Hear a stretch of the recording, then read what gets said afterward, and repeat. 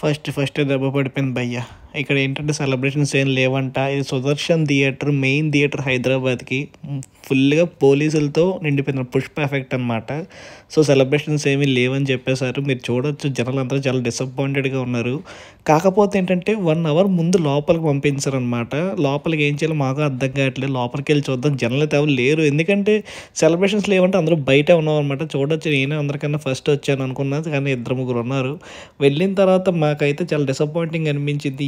ఏంటి papers Stan అవ్వట్లేదు. మేము బోల్డ్ పేపర్స్ తీసుకొచ్చి అన్నీ గేట్ దగ్గర వదిలేయాల్సి వచ్చిందనమాట. పేపర్స్ లేవు, సెలబ్రేషన్స్ లేవు, గంట ముందే పంపిస్తామని చెప్పి ఏమీ లేవు. అందుకే ఫ్యాన్స్ అందరూ ఈగర్లీ వెయిటింగ్ అనమాట. సరే లోపలికి వెళ్ళి సినిమా చూసేద్దాం, ఎలాగైతే ఏమైంది మరి ఇంకేం చేయలేమని చెప్పి లోపలికైతే వెళ్ళిపోదాం అని చెప్పి వెళ్తున్నాం అనమాట. మీరు చూడొచ్చు, బయట మళ్ళీ తీసి చూపిస్తాను, అంటే బయట సిచ్యువేషన్ ఎలాగుందన్నది వీడియో తీసి చూపిస్తున్నాను.